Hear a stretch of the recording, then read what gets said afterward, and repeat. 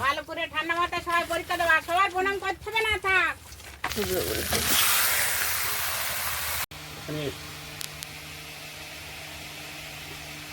दिल्ली संसद में बोलता है नोटिस दिया है।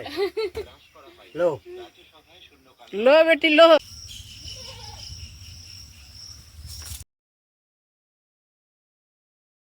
নমস্কার, আপনারা সকলে ভালো আছেন তো? আবারও ফিরে এলাম নতুন ছন্দে নতুন গন্ধে সাথী বিপ্লব ব্লগের আরও একটা সম্পূর্ণ নতুন পর্বে আপনাদের সকলকে জানাই অনেক অনেক স্বাগত। সম্পূর্ণ পর্বটি আপাতত স্কিপ না করে দেখতে থাকুন, আশা করব আপনাদের ভালো লাগবে। তো চলুন, যে সকল দর্শক বন্ধু প্রথমবারের জন্য দেখছেন চ্যানেলটি যদি ভালো লেগে থাকে একটু সাবস্ক্রাইব করে আমাদের পাশে থাকবেন, লাইক কমেন্ট শেয়ার করবেন। চলুন পর্বটা শুরু করি। লেবু গাছ আমাদের যেখানটায় ছিল ওইটাই আমাদের ফার্মে তখন পেছন দিক থেকে খাওয়ার যাচ্ছে, যত গাড়ি আসছে যা কিছু ফার্মের জন্য সবটাই পেছন দিক থেকে, তাই কিছুটা ডাল একটু ছেটে দিতে হয়েছে। গাছটা আছে তবে ডালটা কেটে নিতে হয়েছে কিছুটা। তো সেই ডালে যে লেবুগুলো আছে এখন এই যে ব্যাগ এনেছি, আজকে ব্যাগে করে লেবুগুলো নেব। কি করবে, এত লেবু তো বিক্রি পারণ বিক্রি করতে হবে না, ওই নিমানি খাবে। লেবুটা ঠিক করে। ঠিক আছে।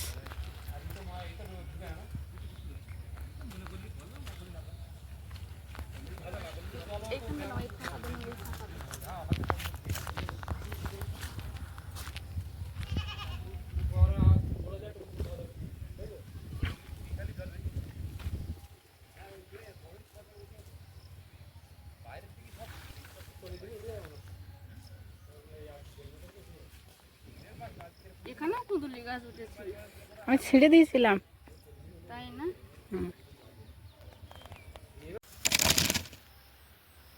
দিদিমণির খোঁজ হয় কেন? দিদিমণির সঙ্গে তো সকাল বিকেল তোমরা দেখা করো। হ্যাঁ, কি হচ্ছে শিল্পা বলো? কি চাই? গড় গড় করে রান্না করা যাচ্ছে। থাক, ভালো করে ঠান্ডা মাথায় সবাই পরীক্ষা দেওয়া, সবার প্রণাম করতে হবে না থাক। যাও আবার প্রণাম করে। সাবধানে প্রশ্নগুলো পড়বি, পুড়ে বোঝে উত্তর দিবে। প্রশ্ন পুড়ে তারপরে দিদিমণি তার জিজ্ঞেস করে নেওয়া, না বুঝতে পারলি উত্তর দেওয়া। একে তুই পড়তে আসিসনি কেন সকালে?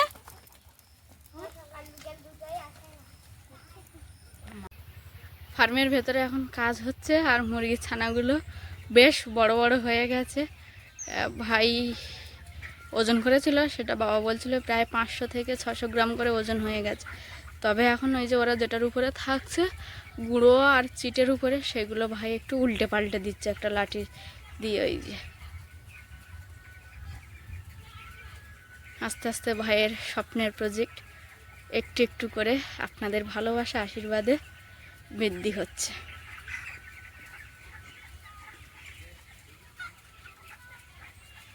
এখানে এসে খুব একটা বেশি রোদ হচ্ছে না, মেঘলা ওয়েদার, তবুও মাঝে মাঝে যখন রোদ উঠছে সেই আশায় কিছুটা পরিমাণে কাঠ এই যে বার করে আর রোদে দিয়েছে, তুলে উনানের পাশে রেখে দেবো।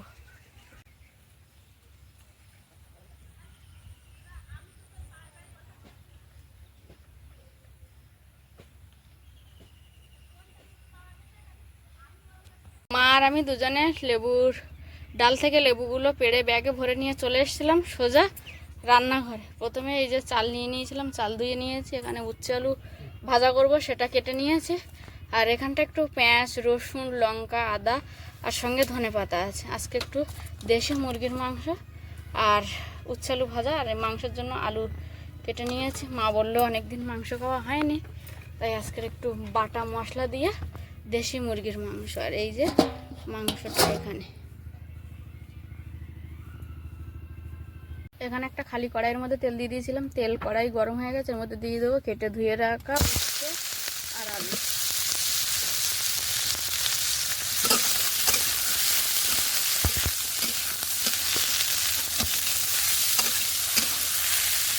আলু ভাজা বসিয়ে দিয়েছি, এদিকে একটা থালার মধ্যে পেঁয়াজ কেটে নিয়েছি, কাঁচা লঙ্কা চিড়ে নিয়েছি, একদিকে ধনেপাতা রেখেছি। রসুনগুলোর খোসা ছাড়িয়ে কোয়া করে রেখে দিয়েছি, এগুলো বাটবো না, গোটা এই রসুনের কোয়া দিয়েই আজকে রান্নাটা করব। এদিকে শিলের উপর কয়েক টুকরো আদা নিয়েছি, আদাগুলো ভালো করে শিলনোড়ায় ফেলে বেটে নেব। আজকের উচ্ছে আলু ভাজার মধ্যে একটু দিয়েছি গোটা রসুনের কোয়া আর পেঁয়াজ কুচি।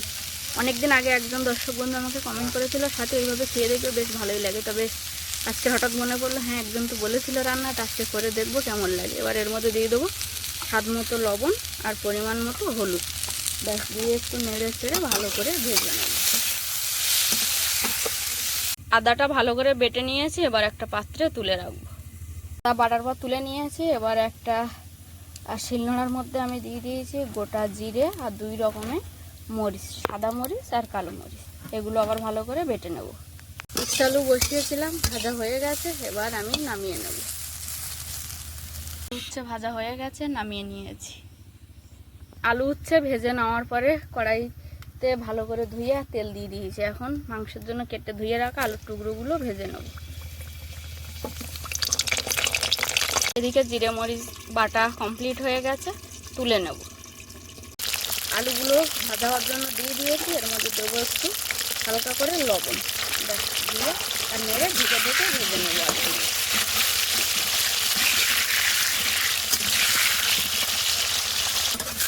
এখানটা আলুগুলো আমার লাল লাল করে ভাজা হয়ে গেছে, এবার আমি তুলে নেব। তুলে নেওয়ার পর ওই তেলের মধ্যে দেবো শুকনো লঙ্কা আর গোটা গরম মশলা তেলে দেবো। এবার দেবো কুচিয়ে রাখা পেঁয়াজ। পেঁয়াজগুলো একটু ভাজা ভাজা হয়ে গেছে, এর মধ্যে দিয়ে দেবো গোটা রসুনের কোয়া, এর মধ্যে দেবো চেরা কাঁচা লঙ্কা, এর মধ্যে দেবো বেটে রাখা আদা,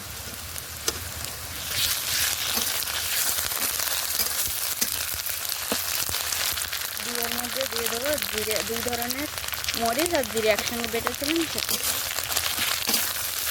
এবার এই মশলাগুলোর মধ্যে দেবো পরিমাণ মতো লবণ আর দেবো হলুদ, দিয়ে একটু নাড়াচাড়া দেবো। মশলাগুলো ভালো করে কষিয়ে নিয়েছি, মশলা থেকে তেল ছেড়ে দিয়েছে। এবার দিয়ে দেবো মাংসের টুকরোগুলো।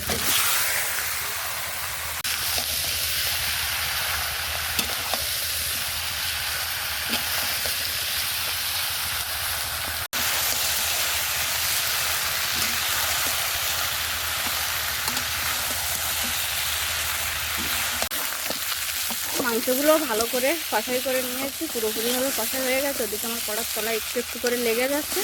আমি এবার দিয়ে দেবো জল, ঢেলে দেবো এর মধ্যে। মাংসের তরকারি ফুটে গেছে, এবার এর মধ্যে দিয়ে দেবো ভেজে রাখা আলুর টুকরোগুলো। শিলনোড়ায় এবার গরম মশলা নিয়ে নিয়েছি, এগুলো ভালো করে বেটে নেব।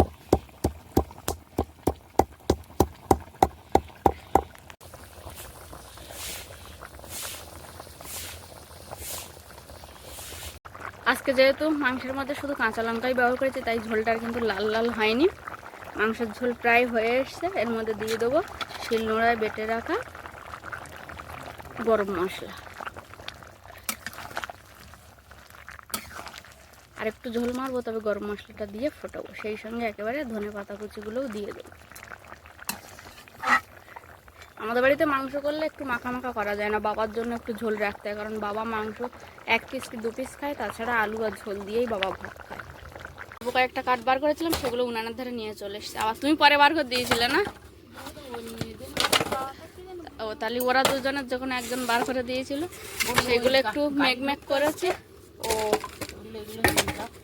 মেঘমেঘ করেছে, তাই মা আবার উনানের কাছে এনে তুলে দিচ্ছে। হ্যাঁ মেঘ করেছে। আমার তরকারি ফুটছে, মানে গরম মশলা দিয়ে একটু হালকা আঁচে ফোটাচ্ছি। মাংস শক্ত, ওই জন্য ঢেকে হালকা আঁচে ফুটছে। আর এখান থেকে মা কিছু কাঠ বয়ে নিয়ে যাচ্ছে, আবার আমিও কিছুটা করে বয়ে নিয়ে যাচ্ছি। দুজন মিলে বয়ে বয়ে নিয়ে যাচ্ছি।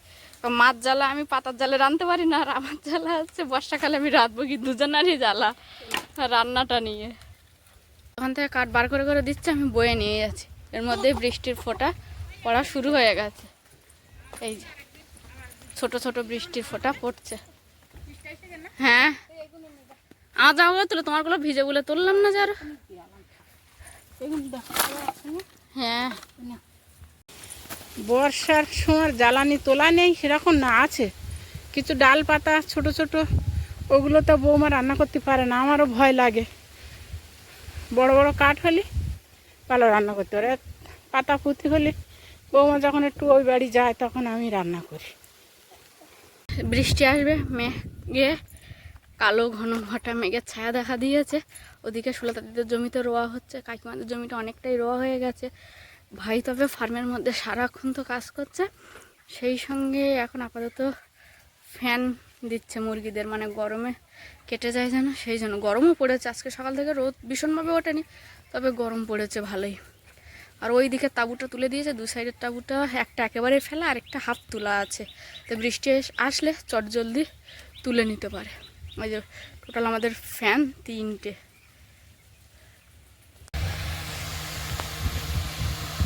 কি দেখাচ্ছ? উচ্ছে আর আলু দিয়ে ভাজা। উচ্ছে ভাজাটা খুব প্রিয় তোমার না? উচ্ছে ভাজাটা খুব ভালো হয়েছে। ভালো হয়েছে? হ্যাঁ, মাংস এতগুলো দিয়েছো? তাও দেখো কিরকম রান্না করে। রান্না করেছি। হুম, তুই রান্না বান্না শিখলে নাকি? আচ্ছা, মাংস টাংস হলি আর আমি আর একটা রান্না করলে হয়, মন থাকে না, ভালো করে কষাই করতে পারিনি, ঝাল লবণ মনে মাঝে মাঝে ঠিক দিতে পারিনি।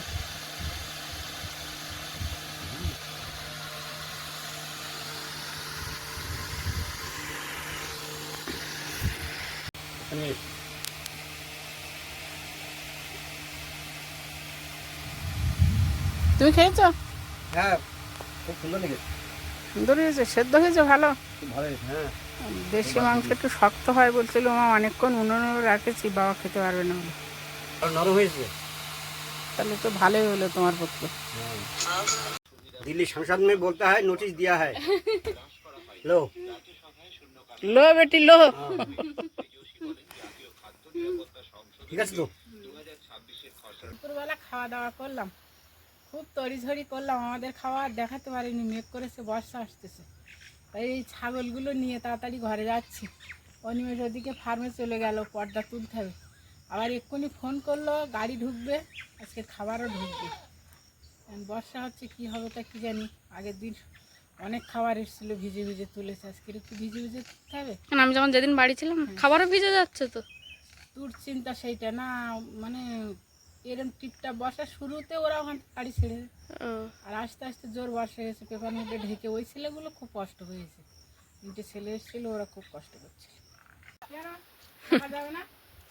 হ্যাঁ, আর কি কি বলো বলো বলো, আর কি সমস্যা বলো দেখি দেখি। আমার মুরগি বলো ছাড়বো না, একবার সন্ধ্যাবেলা। একবার সন্ধ্যাবেলা নাই, এই সিঁড়ির রাস্তা তো আরো খারাপ করে দেবে।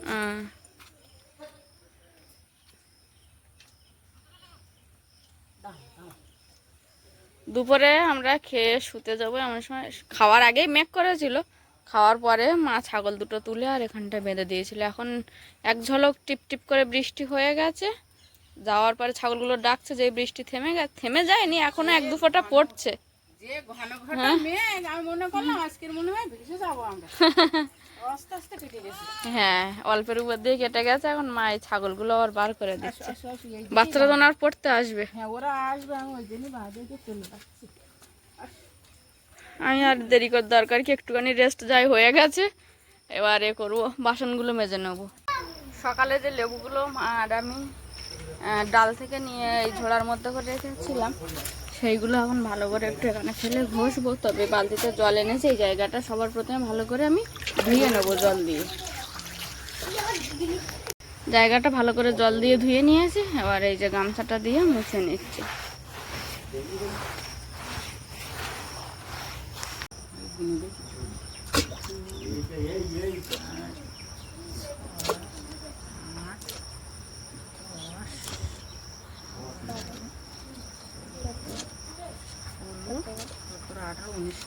কুড়িটা ছিলাম, একটা মাথায় মেখেছি। দেখলি তো গোনা জিনিস কিরকম কম পড়ে, দেখলি তো। আমার ভালো লাগে না, আমার ভালো লাগে।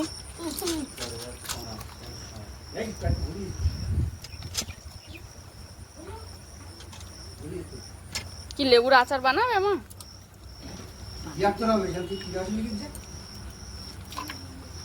জলের পাত্রটা ওই ওই ধারে ঠোক ছেলে দিলে ছিল,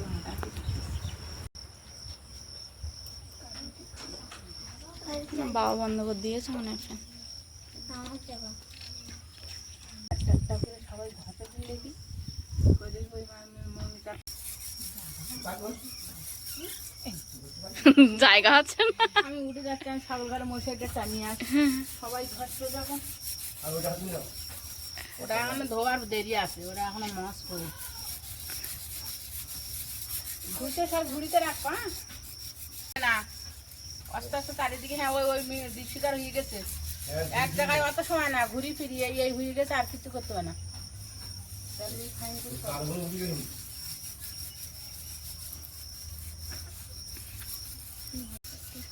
মা করছিল এদেরকে ছেড়ে দিয়ে আর মা লেবুটা ঘষ দিল অমনি সব দিদনি আমার একটা দাও করে করে সবাই নিয়েছে লাস্ট মতো মার উঠে যেতে বাধ্য হলো মা লাস্টে মা উঠে এসে এই যে ছাগল ঘরের মশারি টানাচ্ছে অতটা কাজের লোক আমি কি করব আর মৌমিতা সত্যি সত্যি কাজের লোক বাড়ি ওর মা বাইরে কাজ করে তো একদিন বললাম তোর মা বাড়ি রান্না করেনি বলে আমি রান্না করেছি তুমি রান্না করেছি কি রান্না করেছি ডাল রান্না করেছি কীভাবে ডাল রান্না করলি তোলো ডালটা আগে সেদ্ধ করে নিলাম নিয়ে গামলায় ঢেলে দিছি যে আজকে শনিবার আমরা মাছ খাই তাই তেজপাতা আর জিরে তেলে দিয়ে ছেড়ে দিস চাল লবণ দিই বাহ কত সহজ করে তুই রান্নাটা শিখে নিলি আর আলু ভাজা করিস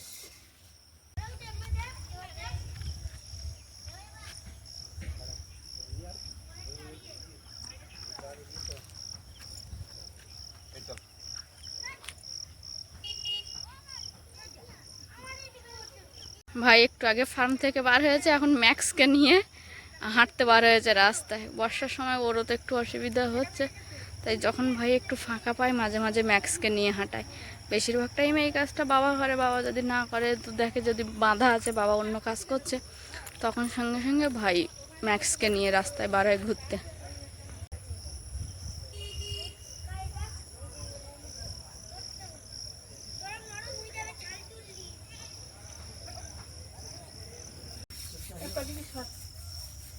কি করছে দেখ আমার দেখাচ্ছে আমি তো জানি না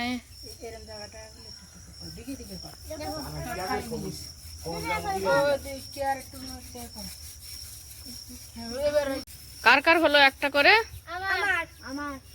তোর একটা হয়ে গেছে আর ঘুরি ঘুরি এক জায়গায় যেন করো না ঠিক আছে আর ঘুরি ঘুরি ঠিক আছে কি আর হাতে আর বাঁ হাতে একটা সুপ্রিয়ার বাঁ হাতে একটা পরে একটা করে বেশি হলো কি করে তোমরা কি জানো 4টে গুড় গলি ওতে কটা আছে 19টা তাহলে 4টে গুড় গলি কটা হয় তোমরা আছো কজন দিলে কি করেছে আর তো আর জায়গা হয়নি এইবার তুমি করো যাও যাও তোমরা যাও আমি দেখছি কারটা কম আছে যেমন পেরেছে করে দিয়ে গেছে এই অনেক সেই ওই সঙ্গে থাকলে হতো না গুলিয়ে যেত আর কাজ পিছিয়ে যাবে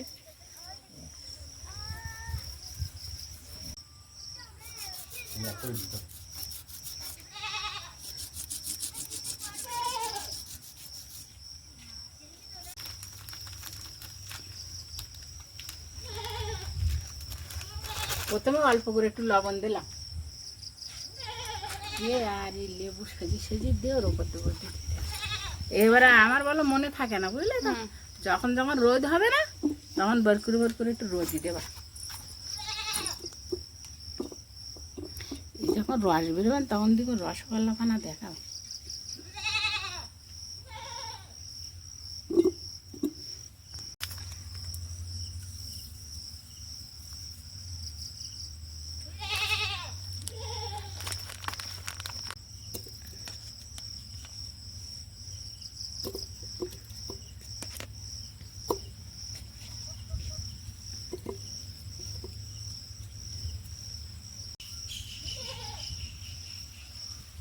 দিতে হবে দিয়ে সঙ্গে সঙ্গে নামিয়ে নিতে কারণ লেবুর টক বেশিক্ষণ তরকারিতে দিয়ে রাখলে তিতু লাগে এটা কোথায় এতে আর একটা ধরতেছে না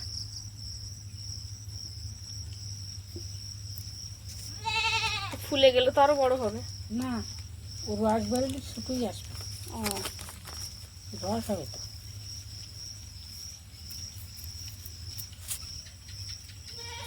আর একটু ফুটে যাবে